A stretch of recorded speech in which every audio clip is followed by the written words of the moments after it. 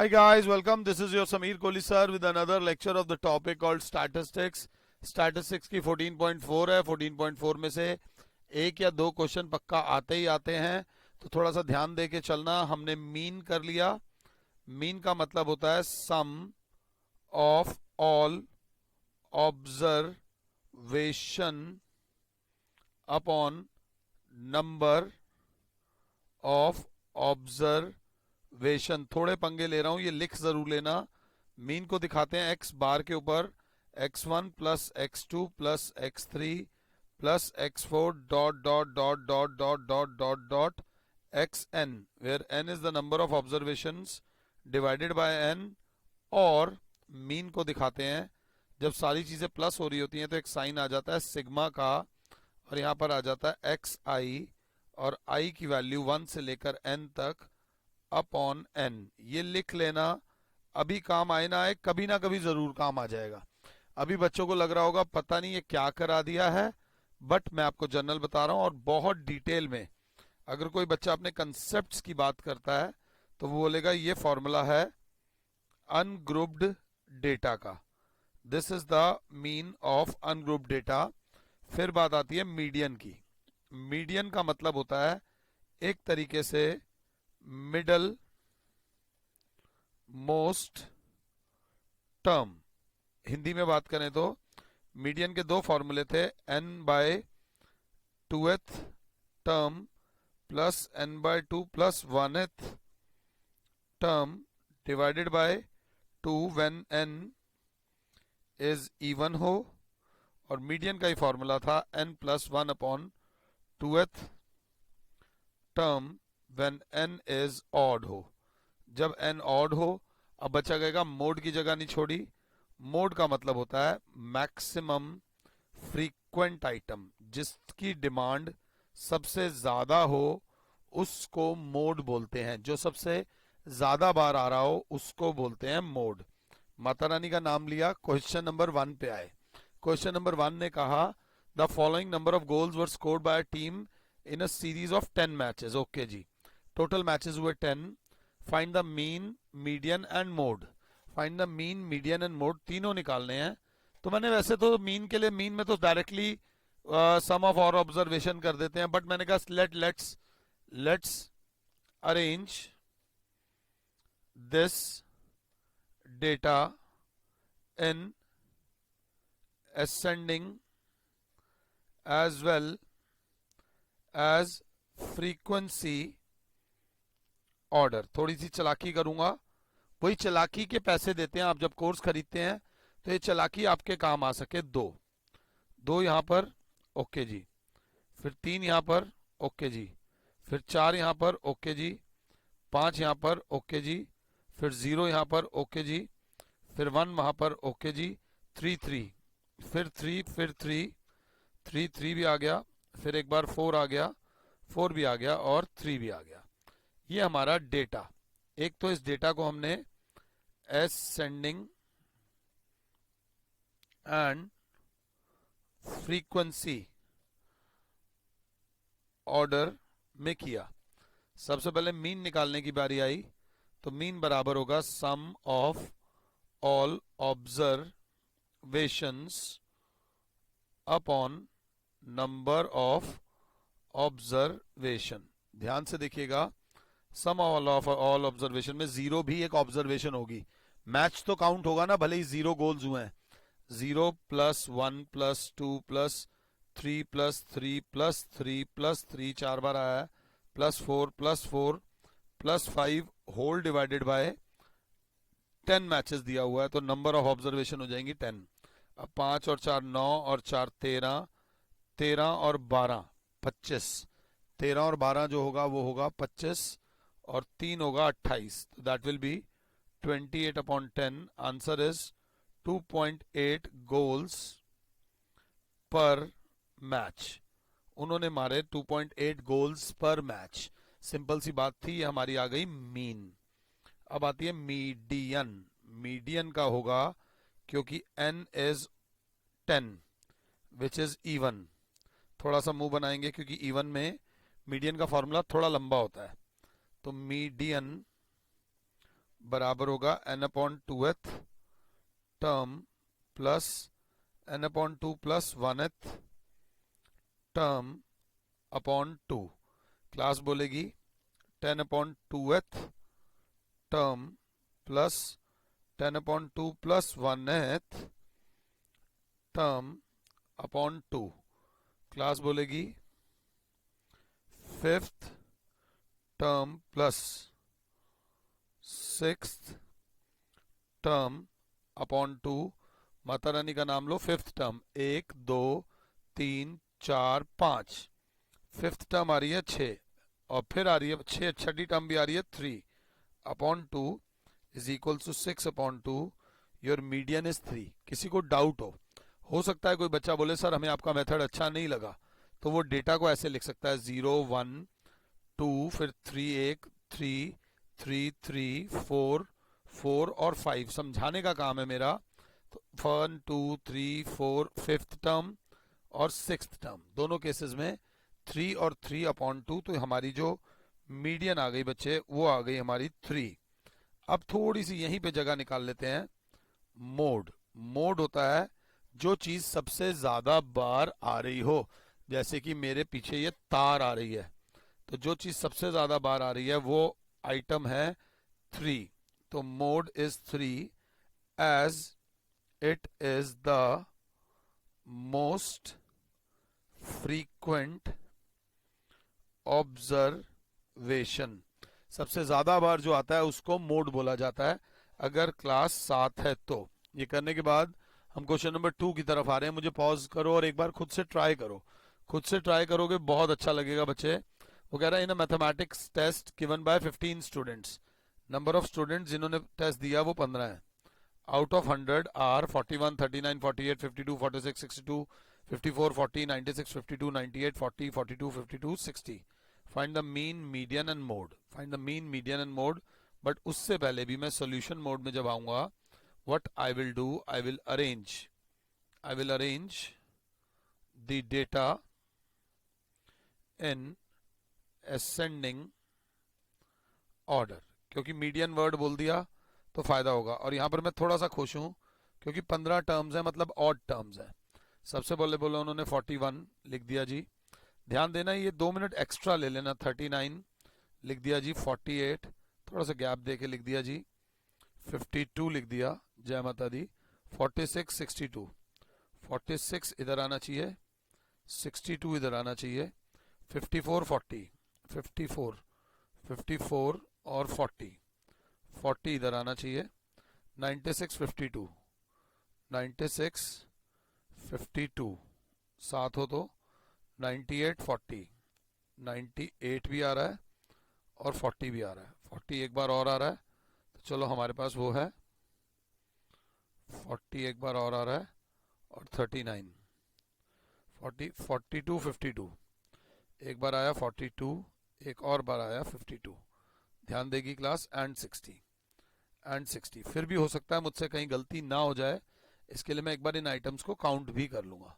Count करने में कोई बुराई नहीं। 1 2 3 4 5 6 7 8 9 10 11 12 13 14 15। जय माता दी।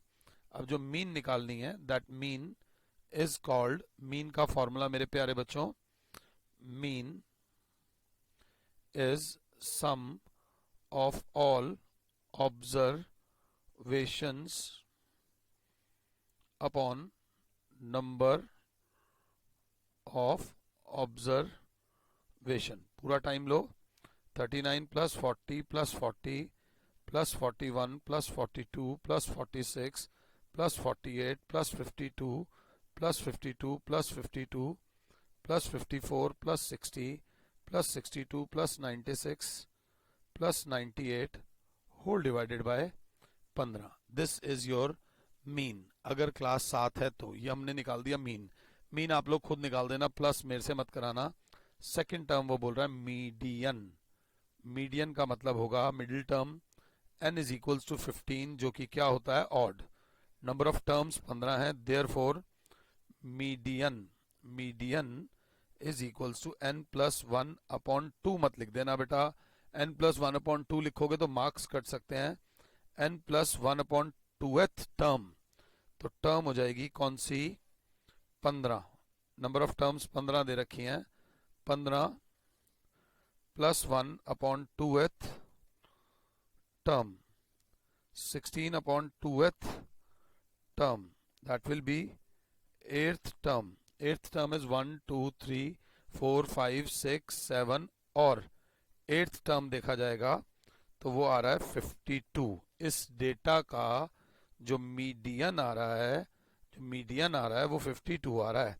मीडियन हो गया 52, मीन आप निकालोगे सबका सम करके। अब बात आती है मोड की। मोड होती है मोस्ट फ्रीक्वेंट आइटम, जो सबसे ज्यादा बार आ रही हो। मैंने देखा 40 2 बार आ रहा है, बच्चे ने बोला 40 2 बार आ रहा है, बट 52 3 बार आ रहा है। जो चीज सबसे ज्यादा बार आ रही हो उसको बोलेंगे mode. 52 as it is the most frequent item. Most frequent item का मतलब होगा जो चीज सबसे ज्यादा बार आती है, पूछी जाती है, दैट इज कॉल्ड मीडियन। इस चीज को, sorry, mode, that is called mode. अगला क्वेश्चन एनसीईआरटी का क्वेश्चन नंबर 3। मैं इस क्वेश्चन को एक हैशटैग देता हूं, आजकल हैशटैग्स का जमाना है। गवर्नमेंट स्कूल्स में या बोर्ड के पेपर में, अब 9th में बोर्ड नहीं होता, बट अगर गवर्नमेंट स्कूल के एटीट्यूड से चलें तो ये क्वेश्चन एग्जाम में आ सकता है। वो क्वेश्चन जो इंपॉर्टेंट होता है उसको मैं हैशटैग जीजा जी बोलता हूं कि ये क्वेश्चन इंपॉर्टेंट है। वो कह रहा है the following observation have been arranged in ascending order. जैसे उसने बोला have been arranged in ascending order, मैंने बोला धन्यवाद जी। इफ द मीडियन, अच्छा जी मीडियन भी दे रखा है, सोल्यूशन में आओ। If the median of above data is 63, find the value of x. Median दे रखा है, एक्स निकालो। तो पहले एक्स ढूंढो तो सही, एक्स है कहाँ। तो हमने देखा एक्स एक बार यहां आ रहा है, एक बार यहां पर आ रहा है, और एक बहुत बढ़िया बच्चा जो होगा वो कहेगा सर मीडियन का क्वेश्चन है, सीधा सीधा क्वेश्चन है। 1 2 3 4 5 6 7 8 9 10, थोड़ा सा मुंह बनाना है तो बना लो। नंबर ऑफ टर्म्स 10 है जो कि इवन है, नंबर ऑफ टर्म्स 10 है जो कि इवन है। तो हम जानते हैं मीडियन, इस केस में बराबर होती है n/2th term plus n/2 plus 1th term whole divided by 2। मैं चाहूंगा मुझे पॉज करके एक बार इस क्वेश्चन को खुद से करो। मैं चाहूंगा, मेरे चाहने से दुनिया नहीं चलती, बट स्टिल इंपॉर्टेंट है। n है 10, 10/2th term plus 10/2 plus 1th term whole divided by 2, that is 5th, ये कट गया, 5th term plus 5 plus 1 6th term divided by 2। 5th term is 1 2 3 4 5, 5th term आ रही है x प्लस 6th टर्म आ रही है x plus 2, x plus 2 divided by 2 is equals to median. Median अपने को दे रखी है 63, इसको उधर लेके जाना है, ले जाओ। 126 is equals to 2x plus 2, 2x is equals to 126, ये प्लस 2 उधर जाके माइनस 2, तो 2x इज इक्वल्स टू 124। तो x is equals to, this implies x is equals to 124/2। Your answer is 62। The value of x is 62। The value of x is 62। ये बात याद रख लेना, बहुत बहुत इंपॉर्टेंट है और बहुत बहुत काम आने वाली चीज है, ध्यान देके चलना। ये करने के बाद क्वेश्चन नंबर 4, गणपति जी की जय जयकार वगैरह। Find the mode of the data, find the mode of the data. इस प्रकार के डेटा को, रॉ डेटा है, इसमें से मोड निकालना थोड़ा सा मुश्किल होता है, बट हम निकालने की कोशिश करेंगे।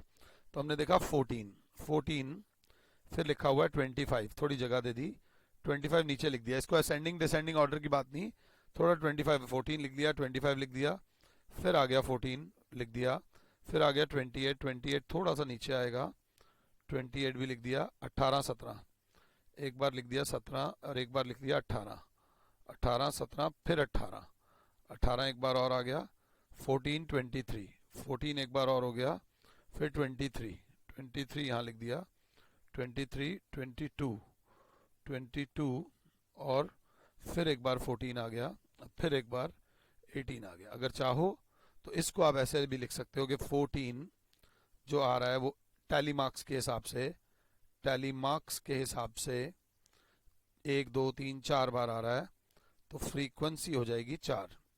जो 17 है वो एक बार आ रहा है, 18 है वो 3 बार आ रहा है, 22 है वो एक बार आ रहा है, 23 है वो एक बार आ रहा है, 25 है वो एक बार आ रहा है, और 28 है वो एक बार आ रहा है। अगर टैली मार्क्स मैम बोले बनाने ही बनाने हैं तो बनाने हैं, तो बनाने हैं। अब सिंपल सी बात है, जो आइटम्स, जो वैल्यूज सबसे ज्यादा बार आए, जो वैल्यूज सबसे ज्यादा बार आए वही मोड कहलाए। सो mode of the data is not 4, mode of the data is 14, क्योंकि 14 4 बार आ रहा है, 14 4 बार आया है, इसलिए मोड जो है वो 14 है। अब जरा ध्यान से, थोड़ा सा ट्विस्ट है, थोड़ा सा ट्विस्ट है।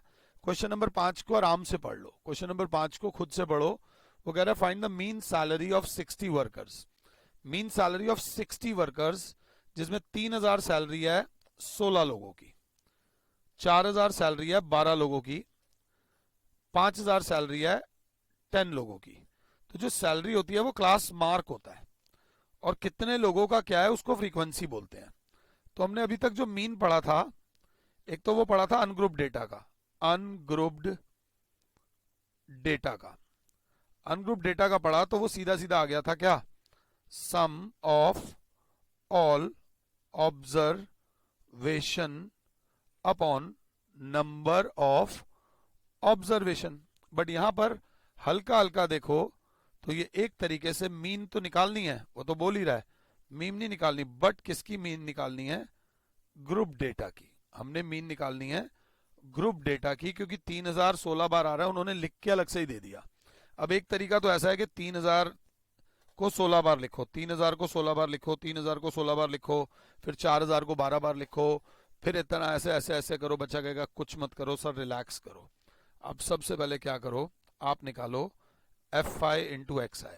जब 3000 को आप 16 से मल्टीप्लाई करोगे तो 16 तिया 48,000, ऑटोमेटिकली टोटल आ गया 3000 कितनी बार आ रहा है। आप 4000 को 1200 करोगे वो भी आ जाएगा 48,000, फिर 5000 को 10 से करोगे तो आ जाएगा 50,000, फिर 6000 को 8 से करोगे 8 6 जा 48,000, 48,000 बहुत बार आ रहा है, 7 6 जा 42,000, फिर 8 4 जा 32,000, फिर 9 3 जा 27,000, फिर 10 1 जा 10,000। मैंने कहा इससे फायदा क्या होगा, उसने बोला sir sum of all observation की जगह आपका आ जाएगा F I into X I. मैंने कहा बात तो ठीक बोल रहा है, बट एक साइन लगाना भूल गया है। यहाँ पे साइन लगेगा सिग्मा का, मतलब जब सबका टोटल करेंगे सिग्मा एफ आई एक्स आई तो आ जाएगा सारी की सारी ऑब्जर्वेशंस का टोटल।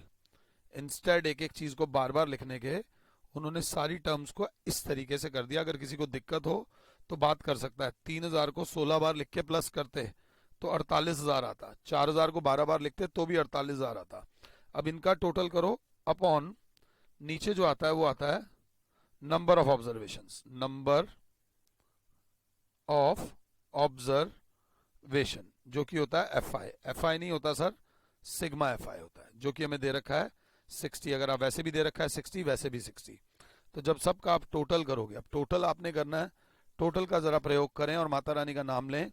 अगर क्लास 7 है तो मैं थोड़ा सा कैलकुलेटर का प्रयोग कर रहा हूँ, थोड़ा सा क्या पूरा ही कर रहा हूँ। 48,000 48,000 48,000, तो क्लास बोलेगी ध्यान से, हाँ जी, plus 50,000 plus 42,000 42,000 plus 32,000 plus 27,000 plus 10,000 is equals to आ रहा है 2,60,000 डिवाइडेड बाय 60, डिवाइडेड बाय 60 तो ये आ जाएगा 4,333.3 बार रुपीज पर वर्कर। जो मीन सैलरी पर वर्कर आई है वो आई है 4,333.3 रुपए प्रति वर्कर अगर क्लास 7 है तो, अगर क्लास 7 है तो क्वेश्चन नंबर 6 पे मैं बोलूंगा डू योर सेल्फ। और डू योर सेल्फ वाले क्वेश्चन वो होते हैं जो आमतौर पे बच्चे नहीं करते, बट ये क्वेश्चन बहुत इंपॉर्टेंट है। एक जर्नल है, उन्होंने बोला है give an example of a situation where mean is not an appropriate measure of central tendency, जहां मीन से नहीं पता चलता एवरेज का, मतलब अच्छा मीन की जगह मीडियन या मोड लो तो बेटर रहेगा। और एक ऐसा एग्जांपल दो जहां पे mean is a appropriate measure of central tendency. जैसे कि अगर लोगों के घरों की इनकम की बात करें तो मेरे हिसाब से, ऐसा मेरा मानना है, mean is not a good measure of central tendency when it comes to community. क्योंकि कम्युनिटी में ऐसा भी हो सकता है कई लोग बहुत ज्यादा कमा रहे हैं, कई बहुत कम कमा रहे हैं। कम्युनिटी की एवरेज अच्छी आ रही है, ठीक है, मगर उसमें से अगर 2 या 3 लोग ही बहुत ज्यादा कमा रहे हैं और बाकी के 97% लोग गरीबी में जी रहे हैं, तो mean is not an appropriate measure of central tendency. इसमें अपने टीचर के साथ जरूर डिस्कस कीजिएगा to the best of my abilities. मैंने एनसीईआरटी का एक एक क्वेश्चन और एग्जाम्पल आपको अब करा दिया है जहां तक मैं देख पा रहा हूं। अगर कोई कुछ रह गया हो तो आपके पास हमारे नंबर्स हैं नीचे, आप हमसे बात कर सकते हैं। आने वाले टाइम में अगर मुझे इसके कुछ एक्स्ट्रा क्वेश्चंस कराने होंगे तो डेफिनेटली कराऊंगा। फिलहाल के लिए और Sameer sir is saying you goodbye, God bless all. जय माता दी भैया, खुश रहो और औरों को भी खुश रहने दो।